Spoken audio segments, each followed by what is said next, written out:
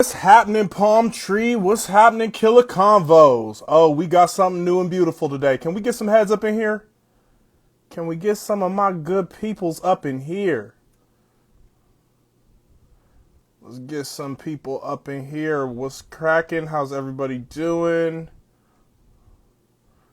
Get some of my good peoples up in here. How's your day going so far? Happy Tuesday. Where the tacos at? Hey, Vanny. Reading some of you guys out loud. I see my homies up in here. Let's get it. Let's get some of the people from Killa Convos up in here. Got Mr. Sisco in the house coming through. My girl Killa Queen about to step to the stage. You already know what it is. It's our first one, man. I'm excited. Come kick it with your blog and your blogette. Haha. Give me 1 second. We getting some heads up in here tonight. It's a lovely, beautiful day here in Los Angeles.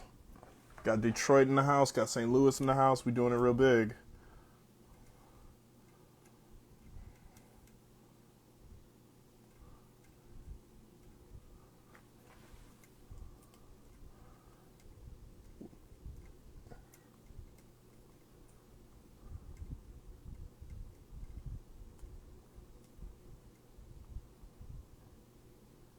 All right. Let's get the homie. Got my. And then we got to get that boy Mr. Sisco up in here. I see the homie Matt's in the house. What up, bro? What's There she good? is. What's going on? My boy Mr. Sisco. What's Yeah. happening? My girl Killa Queen. And then we just got to get the homie Mr. Grean in the building. Oh, there he is. There he goes. Mr. Grean. Y'all, Invited y'all, him. y'all know me. Same shit, different day. I You feel rolling you. up? There we go. Yo, Party of What's up, four in this y'all? bitch. What up? What's going on? What's up, Palm What's going on? Tree? What's up, What's everybody? happening? real though. Let me Well, make sure my volume is all the way up. yeah, let's get our weather together in this with this audio. Alright. All right.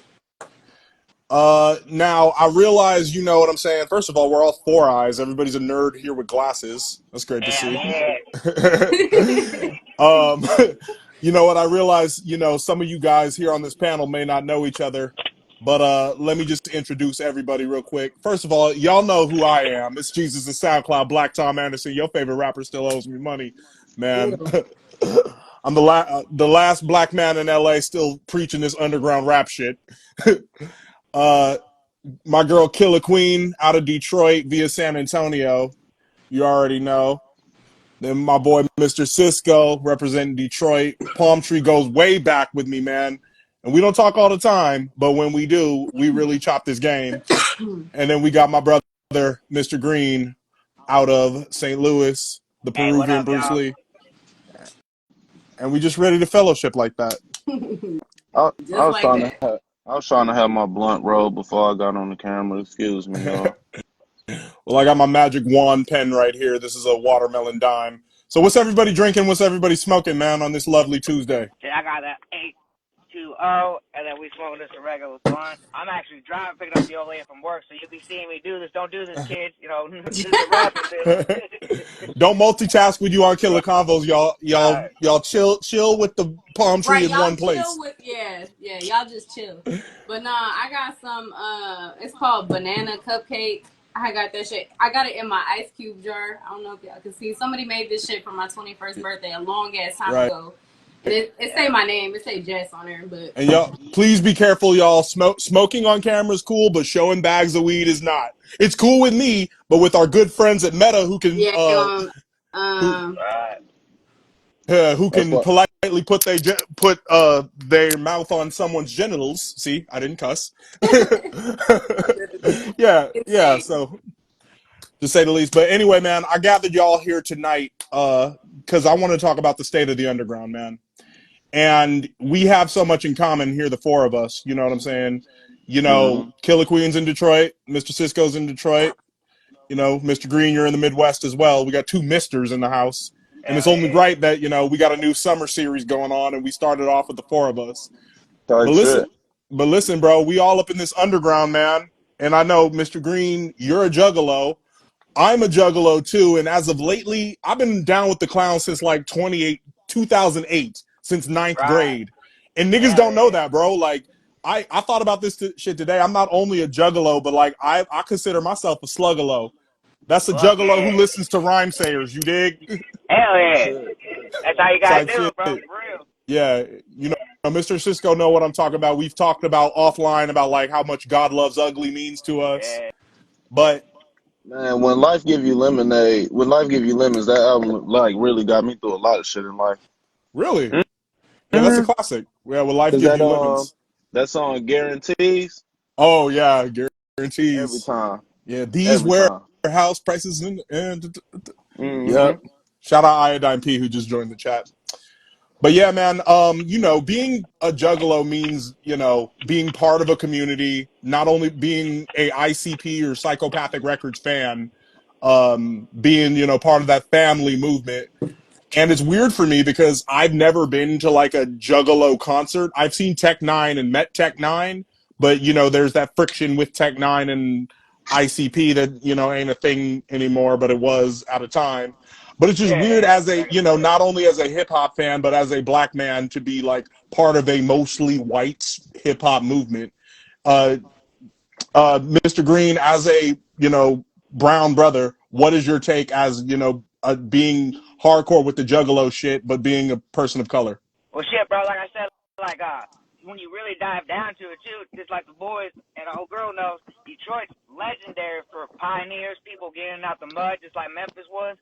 And if you know ICP, then you know Esham's the foundation of that shit, Big and facts. that's the fucking Black Devil, Unholy. I met him this year actually. That was my first solo show when I left that group when you and me did the interview because I started in the group back in the day. You know, I'm Mm-hmm. a '90s baby, but regardless, I met him and I was like, bro, you Kill the Fetus changed my life. That made me, you know, like, and he was like, appreciate it. And it's motherfuckers like that. Like, I met Awesome Dre at the Whoa, gathering. Like, it's just, legendary. hella people do, like, it's just, like, I don't know if you guys seen the Drink Champs, with them recently, but it just shows you how grounded in hip hop they really are than most people wouldn't Mm-hmm. even know. You know what I mean? Like, you know, especially from the D, like, you don't know how many other motherfuckers. It's like how they said, like, you know, Kiss got it big from there, but they were never from there, you know, because the D knows when they see real music. You know what I'm saying? Yeah. But But as a brown person myself, I like it because it's the camaraderie. It's like if you really meet them or you meet a real down-ass juggalo or like there's so many subgroups now. Like there's this group called I Love Zulu, Praise My Brothers, Billy Obey, Joey, Lee Carver. They did their own thing. They're signed to Magic Ninja, but they're doing their own thing called Long Live Evil, and that kind of stems from Flatliners. So it's all disconnected. Like, you know, this whole world of hip hop underground's really connected. It's like this year at the gathering, I think it's the first time Gangsta Nip's gonna be there, and a lot of people don't even know Gangsta Nip. You know, from Jump, leave alone he's a hardcore artist, or from back in the day from Rap A Lot and shit. You know, so it's just like this is as I should say, felt home. You know, because in my Mm-hmm. story, you know, I lost my grandma, and then I found ICP. So it's kind of like that Mm. void helped me fill. You know, because if you listen to shit, they'll say like at the end of the race they believe in God, maybe not the Christian version. Like I don't believe in the fucking book, but I do believe there's some higher power. And when I listened to that shit, I was like, yeah, this is where I should be. This is camaraderie. It was like I live out in the county from the city of the outskirts. You know, when I was growing up. So to me, I'd rather have got my ass beat in the city for just getting my shit took than getting my ass beat in the county because somebody doesn't like the color of my skin. Like it was so weird to me. Like how could people still be stuck in that? You know what I mean? And then coming with this, like, oh, I can just be myself. You know, I'm just a nerdy kid. You know, like I'm a nerd that got inspired by Isha. I'm a nerd that got inspired by Detroit hip hop, by Memphis rap. You know what I mean? And I'm not scared to say it. And they told me all the time, like, you can be yourself. And that's why people love fuck with me. You know, because I'm just being myself. You know. 100% facts. Hell yeah. Killer Queen, I want to hear from you though. As somebody who grew up in Texas and lived in Atlanta, now lives in Detroit, you've seen a lot of different rap scenes from Running with Doom Shop, from, even we got Cisco, who was a part of Schema Posse. I see. You've seen a lot of different movements come and go, and I know you've witnessed juggalos. I don't know if you're down with that or not. It doesn't matter. I just want to know, like, when you see juggalos in comparison to other fan bases, how does that make you feel? To be honest with y'all, I feel like we got 3-6 Mafia, Mm-hmm. right? We got that Memphis sound. They came together and created something that made everybody go crazy. And I feel like it's the same thing with the Juggalo scene. Like the music that they create and put together is literally them being themselves, just like 3-6. You know what I'm saying? Like 3-6 put everything together, right? Had they shit together, made magic, boom. It's the same with the Juggalos, to be honest. And to be real with y'all, like I only know a handful of songs. You know what I'm saying? Like Mm-hmm. I never really got into it. But Hey, whoever car is that beeping, make sure you go on mute. I think that's you, Mr. Green. Make sure I you mute got you, yourself bro. for me. Ooh, bam, got you, pimp. My All right. bad, girl. All right, go ahead, Killer Queen. but yeah, like I was saying, I feel like everybody creates their own sound. Everybody creates things that they love. You know what I'm saying? And a lot of people have love for the juggalos and juggalettes. You know what I'm saying? Just like everybody got love for 3-6 and other groups that came out of Memphis and shit like that. So like that's like the South and the North. You know what I'm saying? Like the juggalos really took over like up north. You know what I'm saying? Like it was like a wildfire, and it was the same for Memphis and that down south. Like Right. I And I think think that's that why Hypnotized Minds and Psychopathic clicked up the way they did. yeah, and then like going back to Tech Nine and shit. Like I actually was a big fan of Tech Nine for a big point in time. Like I was a big fan, and I think that it's dope how everybody just came together, created a sound that they love, and then everybody else loved it. You know, like a a lot of dope rappers and groups and shit came out, and Right. Yeah. So we see all these various fandoms kind of come together as, what they call cult followings. Mr. Cisco, I wanted to ask you, my boy, being a native Detroiter, we've had conversations about like, you know, groups that have been born of that Sesh Hollow Water Boys G59 era. And then, we take it back to the day, you being from Detroit, you've seen like, the fans of Slum Village and Jay Dilla and such. So I was wondering, man, is there a divide in, that the Detroit player wave and, more of that Detroit hardcore wave? Like, what is it really like, being in the D and seeing various music scenes bubble up from the Motor City?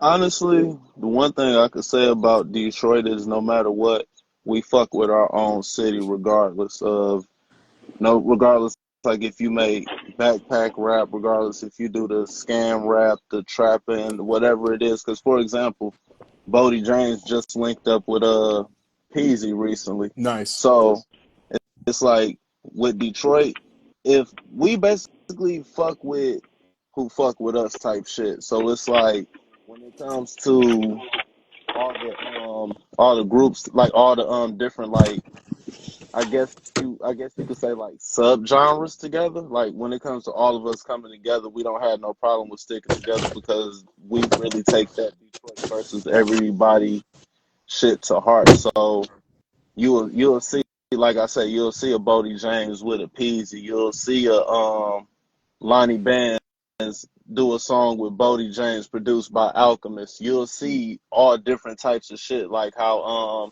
Peasy was just on West Side Gun album, then you got West Side Gun on Babyface Ray album. So it's like the scenes, they all they all interact with each other no matter what. Because even with I believe like ICP and like featured on a couple of like underground Detroit artist shit. Like I forgot the name offhand, but then you even got songs like the Street Lords where they did a song with Eshawn and Cash Money and shit like that. So it's just like Detroit more so just really stick together with each other, really. Right. And I think throughout the years, one of the beautiful things about Detroit that I admire as a Californian is that Detroit's always had love for the West Coast. Is the fact that, ICP admits that like Ice Cube is their favorite rapper. And, I think you can kind of trace the origins of that relationship back to Eminem and Dr. Dre. I mean, yes, Cisco, what do you think about that? Even really before then, because the Bay, like E40 said it on Big Sean's song, the Bay and the D is like cousins, There you because go. what it is, like even before then, we used to get a lot of our weed from out there, basically. So it's like, even back then, before the music, you know what I'm saying, Detroit always had that connection with the West Coast, because if you notice, Michigan always been right there with California with the standards of weed. Like, it's always been one or two interchange each other. So it's like we've always had that connection outside of the music, outside of all that, just from like the more so, like going back to the dope boy days. Like, the dope boys will go out to the west, you know what I'm saying, they'll come out here, things of that nature and shit. So the West Coast always had a connection with the Detroit area, even before music and all of that. Yeah. And that's facts. And like, don't forget, in the Motown era, all of those, when, Detroit's music scene was first bubbling with all the R&B soul artists, like all of them wanted to tour and do shows back Hmm. then. They would all come to Hollywood. Yep. Yeah. So one thing, Killer Queen, will have you start with this. One thing I'm wanting to know about is that, we've all been to underground rap shows. We've all performed at underground rap shows or rock crowds and such. But one thing that we noticed that in this SoundCloud era, this post SoundCloud era, excuse me, that we can all kind of identify as a part of, is that these are predominantly white spaces, white audiences, and that white men in particular are always like some of the most vocal critics of rap, you know. So I just wanted to know, does anybody else, we'll start with you, Killer Queen, does anybody else here on this panel, feel some type of way about that, black and brown people are more pushed to the side in what is originally a black founded art form? Killer Queen, take it away. So to be honest, I noticed from other rappers, you know what I'm saying? Like, for instance, Bella the rapper, Jenny 6ix9ine, Crystal Poppin, a lot of different people who were underground at one point, right? Everybody starts as SoundCloud rappers for the most part. You feel me?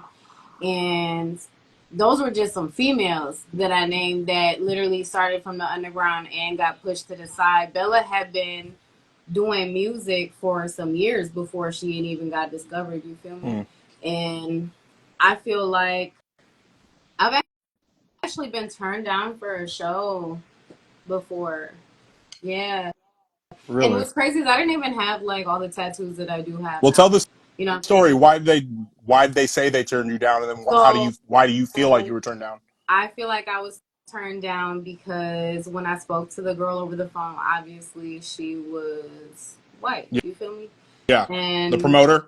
hmm and this promoter actually reached out to me. Like, I didn't even like reach out to them or whatever. So she reached out to me, set up the time, date, all that shit. Um, they were supposed to make me a flyer, didn't make the flyer, and when I showed up, they had made up some shit that supposedly the mic and all something got fried. All right, they shit got fried to where nobody could perform. Um, I showed up with about, I want to say like about 4 people at the time. I had a couple other people show up, so total like fan base for me it was about like 10, 12 people that showed up, and everybody left. We all did, Mm, and then I was told that there was a show right after, like the time slot I was supposed to perform. And, and the people, obviously, it was a white band, you feel me? And I was like, damn, the lineup, everybody was white, and I was, I was colored. So I was like, all right. I kind of took it personal, you feel me? And then I just was like, you know, maybe it wasn't, maybe it was fried, you feel me? Maybe she wasn't lying, you know what I'm saying? And that's what I told myself, but, you know, as time had passed and months had passed, I was sitting there thinking, like, you know what? Like, I feel like it wasn't. You know what I'm saying? And that was just something that I have felt within, you know, within me. And I was like, damn, that's just crazy. And it was out here in Westland, Michigan. So Really? yeah, And they didn't try to say like, I hope I'm not playing devil's advocate here, but they didn't try to say like, oh, it's because you're hip hop and then most of the artists on the show are like rock, for example. they didn't tell Yeah. me that, no. My partner But the bumped Jonas from hold on once. lineup was Oh, go. different. So Oh, the lineup. But yeah, just no, my the bad lineup to interrupt you, was Queen. different. But It had some white bands, but it had some other artists as yeah. well. That had some singers and shit. So maybe. Everybody in this live, make sure you're following my man Bump Jonas from Kansas City, who is one of the dopest podcasters and, you know, people supporting this underground culture, man. I got none but love for Bump Jonas. We definitely got to have him on in the future. Hell yeah. And y'all go follow Southbound too. Yeah, shout out to Southbound Southbound. Jonas. He's going to be on here soon, too. Yeah. Mr. Grean, I want to throw it to you with this one. As a touring artist, you know, you've seen various markets around the country. Have any cities made you feel some? Give me some positives and negatives about some of the places you've traveled to perform. Okay, Nashville, nothing negative. Visiting wise, the venue was great, but more all not even the crowd, the staff sometimes when because you know I've been tour support and on the tour of Twisted, and I felt like I was, you know, not even against when I say this, but a local, you know, like hey, here's my flash. I'm just trying to let you know, like, where do I put my code to get streams? Because you know every time you do a show, you're supposed to get paid when you play your song list and whatnot. I mean, if you got DistroKid and your BMI and everything set up right, and you know, nothing against them, but it was definitely different from Nashville, from Memphis. You know what I mean? It kind of felt like St. Really? Louis. Like I'm gonna be traded for honest. You know, sometimes in St. Louis, you don't get as much love until you blow up, until you get a sexy red status. Then they'll be like, oh yeah, fuck with you, you know, because we've had a lot of talented out here that just need a shot, you know, but like Ohio, I just did like you and me were talking earlier. I did a show in Cincinnati for the first time. Never been to Ohio besides one other time for like an event show. But I did the Twisted Green Book tour there. Shout out Bogarts because they staff was wonderful, great food. Worked with me like, hey bro, where do you need to set up? Do you have merch? Like really intensive with me. So that made me feel like, oh okay, I'm not just some asshole just trying to do my music. You really trying to take care of everybody. Giving out water, like, hey, you guys good? You know, like my girl's with me too. She's helping me on the merch, you know, giving her a seat, kind of letting us know, like, hey, if you guys looking for food, that place is bomb. But you know, if you don't want to get nothing here, so that felt different. You know, from the Nashville to that show, you know, like 160, you know, straight up, you know. But yeah, like I've been other places, like I've been in Indianapolis, and that place was beautiful. But that's what the things, these untapped markets, because you wouldn't think people would come out to a rap show there. Like we went to one of the malls and it felt like it was a dying, you know, it was dead, like nothing was there, just a shoe store. But that night, I felt like everybody in this little town pulled up to this show and it was packed. And fucked up place, the venue was a pizza parlor during the day, and then the dude swapped it out, put a stage out, and then it was a fucking venue. So it was like, you know, that's ingenuity. That's putting, you know, like, hey, I'm trying to bring something here. So that was cool on them. So shout out to Indiana, you know, on that. Hell yeah. Yeah, you mostly tour around the Midwest, and like Yeah. I've been thinking about this a lot lately. All the different rap movements that have came out of the Midwest, you know, and I'm just listening to, you know, I was listening to Megahertz, who was a crew from back in the day out of Columbus, Ohio, Okay. and they had this one song that why am I blanking on this right now? Of course I'm blanking on this right now. But you know, it was between Copyright and Rest in Peace Camuteo. They were on this song because Megahertz was kind of trying to establish itself in like 99, 2000, or '01 as like the Ohio Wu-Tang Clan. And the first line out of Copyright's mouth is, "We don't need gimmicks. Whack ones still ride the beat until they exceed the speed limit." That's And I'm like, you know, back then, you know, between ICP in Detroit and Mushroom Head in Cleveland, and then you had Slipknot in Iowa. The Midwest was like always known for gimmicks. Yeah. Yeah, so Mr. Cisco, I want to throw it to you, man. You as, a unique artist in your own, but also kind of the everyday man vibe. I think last time when we did our interview in 2020, you said at the time you were working at Whole Foods. How does that make you feel when, like, do you feel like a costume crusader or just a regular real nigga? I just feel like a regular real nigga. At the end of the day, none of this shit define who I am. Cause I know niggas that had jobs and they still be out here trapping. I know some trap niggas that's smart as hell. I know folks that's connected to real estate, fashion, you know what I'm saying, that's still connected with street niggas. So it's like none of this shit really make me. I feel you. Yeah, none of your surroundings really make you. I feel like, as long as I've known you, you always been the type of guy who, like, at the end of the day, you gonna do you. With the music, with the lifestyle, you're really, and don't let me put Pretty words much. in your mouth, but do you feel really unfazed with the bullshit, or outside influence of any kind? I would lie and say that I don't be feeling no type of ways, but it be some days where I listen to music and it's just a blatant copy of my old shit Mm. and it's popular now and it's just like, dog, what the fuck? How many times Speaking like on music, do you have anything new you've been working on?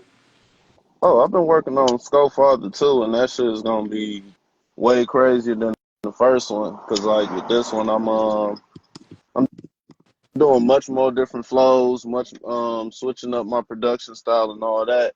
But um, finish answering the original question. Honestly, I would lie. Like it bothered me sometimes when I hear a lot of the mainstream music and the shit is just like a blanket copy of me, and it just like, do I still continue doing what I'm doing, or do I just say fuck it and try to switch up my style again? That's more so where I've been. That's more so where I've been at lately, as far as when it comes to the music. Yeah. Who's thudding on their screen? Somebody typing? Uh, okay, but getting back to this live, which we never left. What was I gonna say? Okay, speaking of which, not don't let me lose that thought. Sco, when it comes to mainstream music where you hear your style, can you give an example of like where you clearly hear that somebody got their sauce from you? How many examples you want? You got examples for days. Well, last time we spoke, and I'm like, damn, man, why did we wait so long to do another show together? But last time we spoke, you told me that you had been working with Suicide Boys or Scrim early on, and that there was a parting of ways there. But Mm-hmm. Scrim used some of your drums or some of your Some, samples. A lot, some. Oh, lot. Okay, I'm gonna shut up and let you elaborate on all this shit, man. You're the one with the story. Go Well, ahead.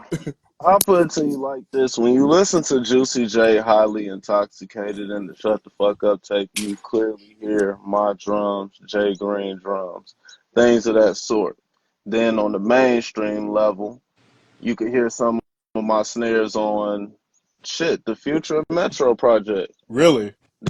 And the Young Metro song. and When you you think about it, and you had that interactions with Future and or Metro. hell no.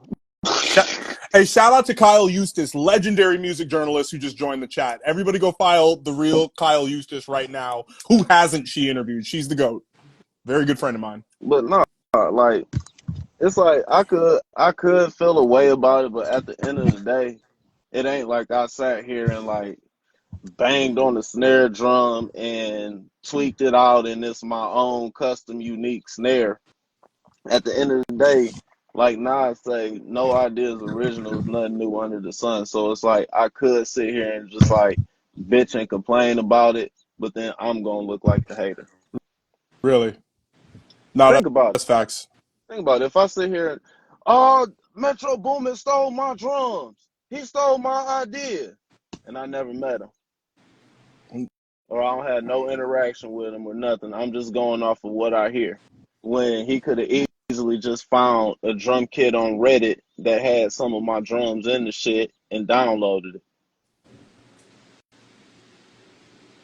So, but it's definitely a lot of, like, I hear a lot of my influences on a lot of different projects, and it's like, on one hand, I'm like, you know, it's just a sign that shit, my sound popular. But on the other end, it'd be like, I know some of these niggas done heard of me before. Y'all niggas could have reached out instead of going to get a blanket copy. Well, Killer Queen, there's something I wanted to ask you that just came to mind. I don't really see a region that is known for producing mass female rappers. I don't know if the West Coast got the hottest female rappers, or Atlanta got the hottest female rappers, or Chicago got the hottest female rappers, or New York. That In your I just depends. in want your in your opinion, like where do you see as a hot bubbling area for female rappers? To be honest, I feel like Atlanta got it right now. Okay. We had a lot of rappers that had popped out from Atlanta, female wise. And then I'm gonna have to go with Cali. Um, Northern or Southern? mm, that's hard because, to be honest, there's been a lot of females from Northern Cali, Southern Cali. I don't know. It might be 50-50. I'm not sure. And then I think Texas and Detroit is kind of tied right now. Hmm. Only because I know a lot of rappers that just came out of Texas, like they fucking flying, like. And then there's a whole bunch of artists in Detroit as well, like, that are popping their shit too, like Ice Villa, all types of people, like they just they booming right now. Couple people I want to shout out real quick. That boy Juan from Houston. Shout out to him. He's part of actually the inspiration of what got Killa Convos up and running. He would go live with us, in the past with Killer Queen and I. So shout out to him. He definitely owes a spot. Definitely owe him a spot on the panel in the future. And I want to shout out the homie Northside Will. Make sure you go follow him out of North Carolina. I hope I'm right, and if I'm wrong, let me know in the comments. I've reacted to his music video before. Very talented MC. I wanted to respond right quick to the comment saying Metro Ben had that Yeah, sound.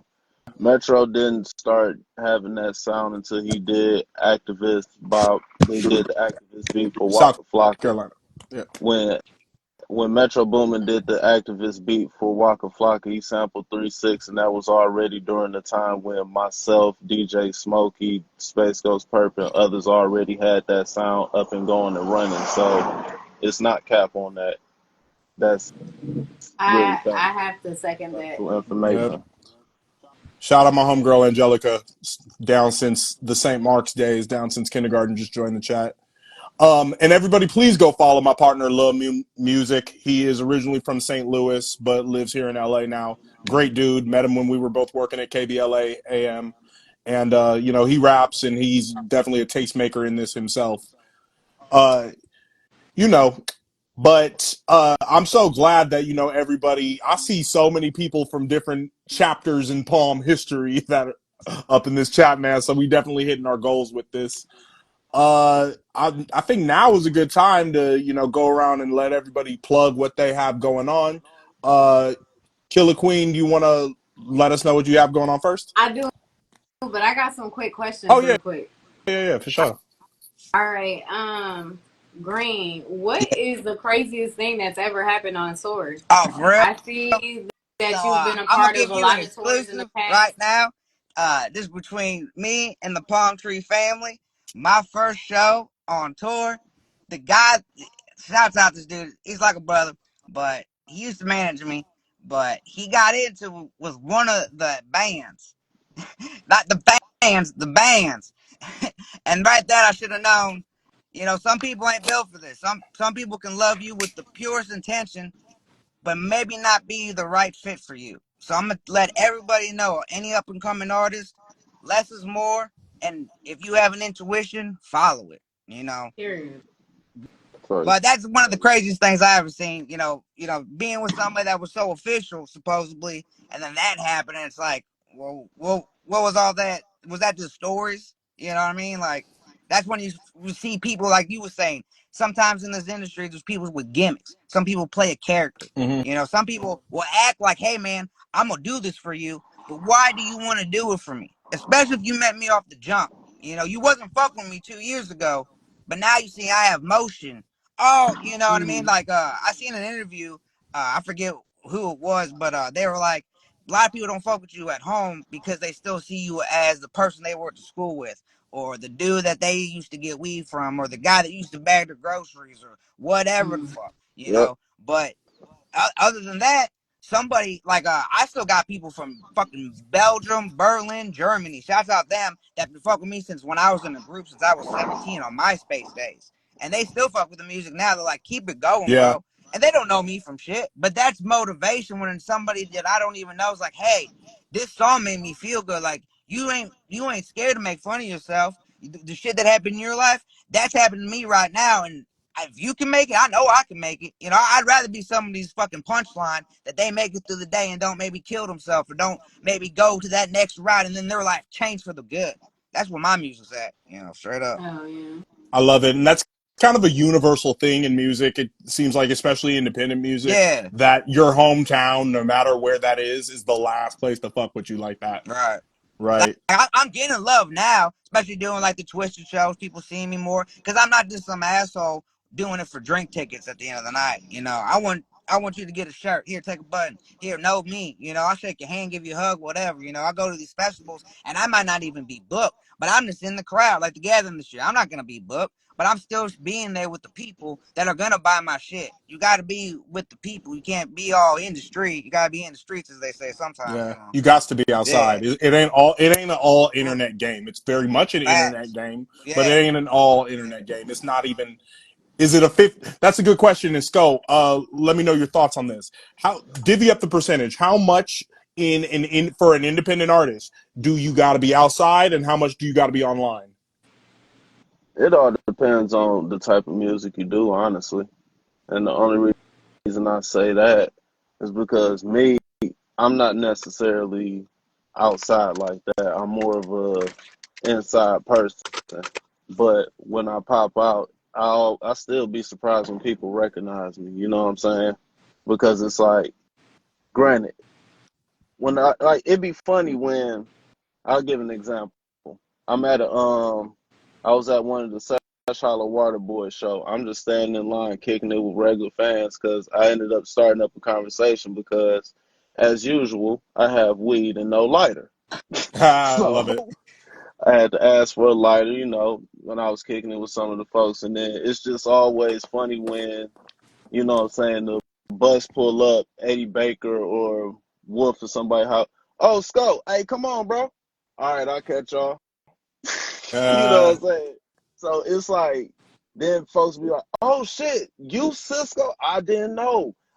You know what I'm saying? So it'd be, I don't know, I guess I just always been a person that just likes to be behind the scenes.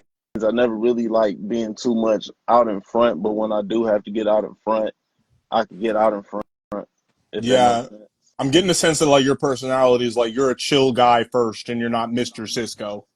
You know, Yeah, yeah, because usually when I go to shows, I'm going to shows as a fan. I just happen to know the artist and they let me come backstage and smoke with them and kick it. But I'm originally going to enjoy the shit as a fan, so I take quote unquote Mr. Cisco out of it. I'm just there enjoying it as a yeah. regular person. So Shout out. that's why I say always be surprised when somebody walk up to me and recognize me, whether it be like, oh shit, I didn't know you was Cisco, the one that did this, or when somebody be like, bro, I've been listening to you since high. Somebody told me they've been listening to me since middle school. I'm like, God damn, way to make me feel old. Like, Big way to facts. make me feel old. But then it's like, damn, I've been having folks listen to me for that long. And the fact that I've been here over 10 plus years, matter of fact, really 12, 13 years when I really think about it. But me being in the game as long as I've been and making the connections that I've made, a lot of the shit just more so came genuine. I don't be out here trying to force things. Like even with AOZ, like that was my brother even before he had a platinum plaque or anything. That was my brother. Like on the phone kicking it with him, all types of shit. Like that's my brother. He opened up his house to me when I came to Memphis. Me and him had opened up for I don't know Jeffrey before at the Nice. I think it's called the High Tone. I think that was the name of the club in Memphis.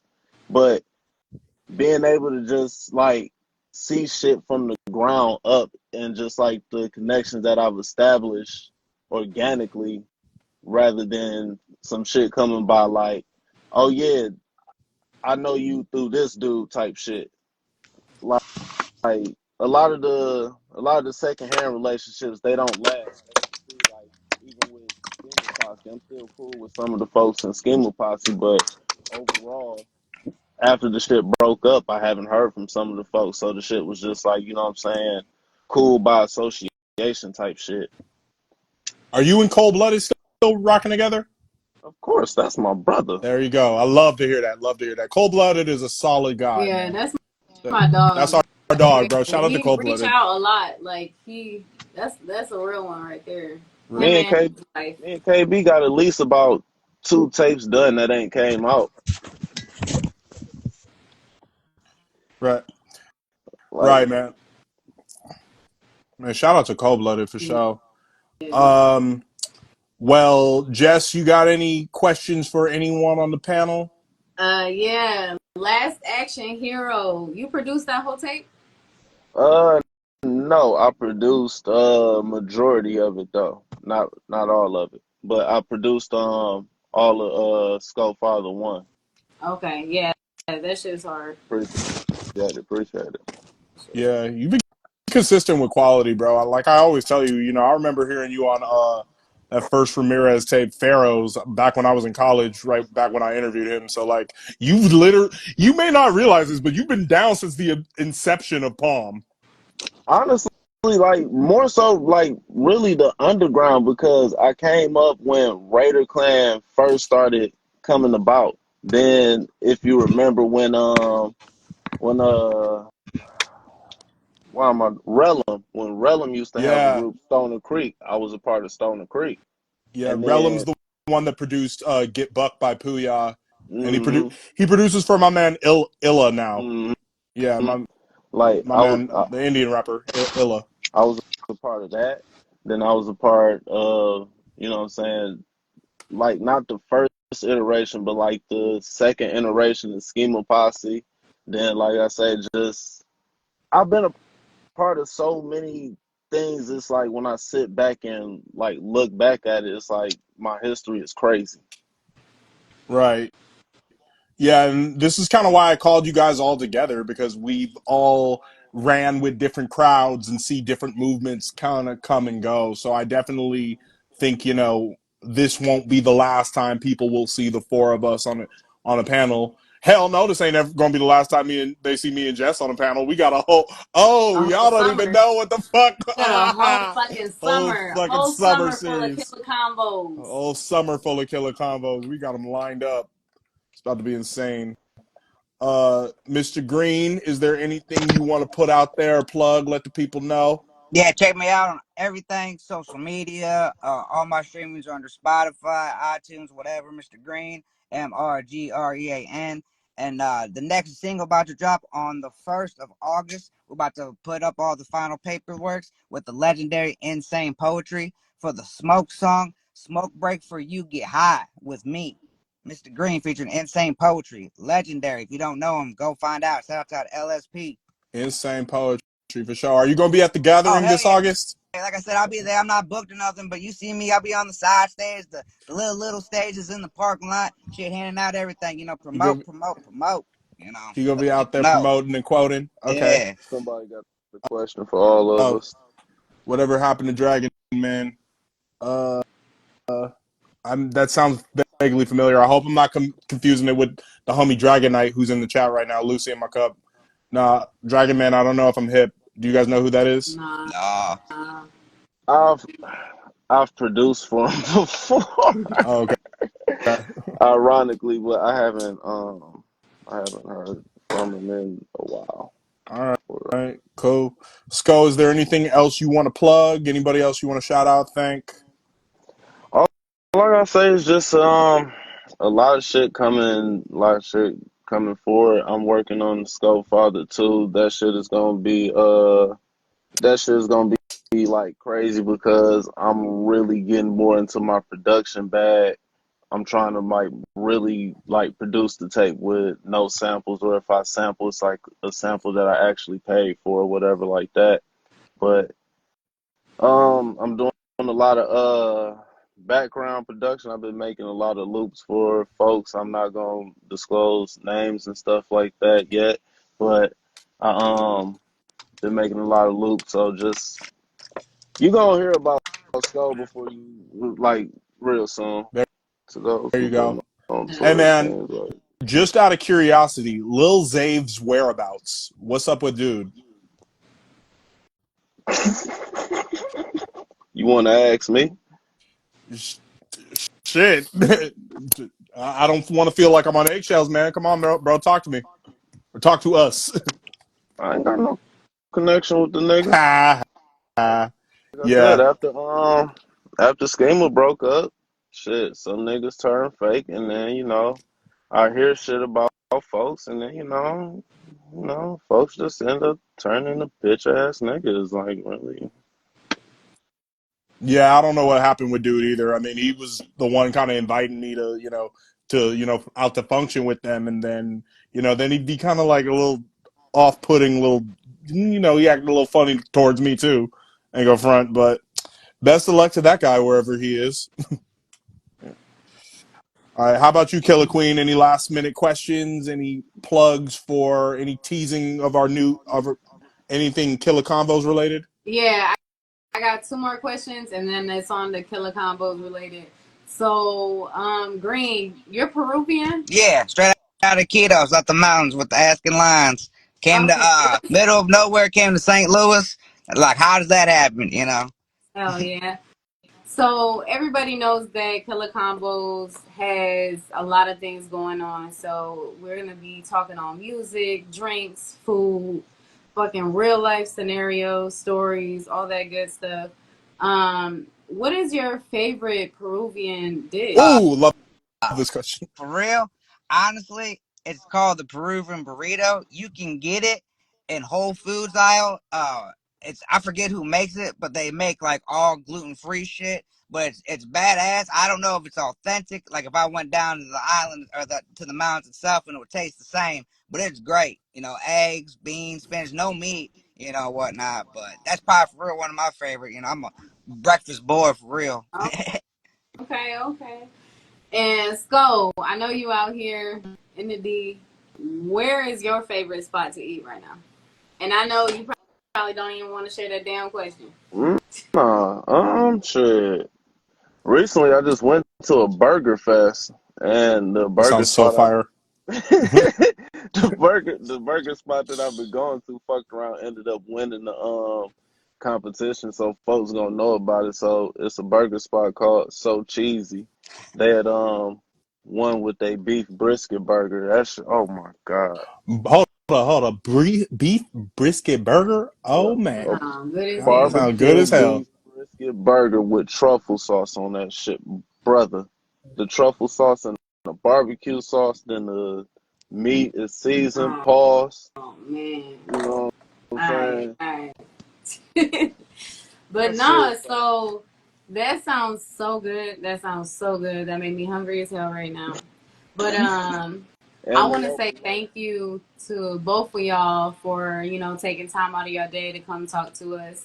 We have some dope guests coming on soon. We have a lot of topics to talk about. We're gonna cover everything from race to food to drinks to music, anything you can really think of. It's Relationships, gonna be Hell family, yeah. education. We're yeah, going. relationships, family, education, all types of stuff. So y'all be on the lookout for that. Y'all know y'all can find me on IG at Killer Queen Official. Y'all can find me on Facebook at Jessica. Obviously, Reese got my government. You know what I'm saying? Y'all know her. Yeah, like just Jermaine Dupri. Y'all know what so this y'all is. know. Y'all know Twitter, Killer Queen. Everything's Killer Queen. Y'all just, follow me on that and be on the lookout. Y'all also go follow Palm. You know what I'm saying? And Scope. And we got Mr. Grean. You know what I'm saying? Make sure y'all go follow our guests, and y'all have a great night. Y'all Thanks have a to great y'all. night, man. I am Hey, thank you everybody for tuning in, for tapping in, man. This has been Killa Convos. One for the books. We just made history tonight. We're finna do some more, baby. We rocking all summer. Hell yeah. Peace, love, Palm, Killa Convos.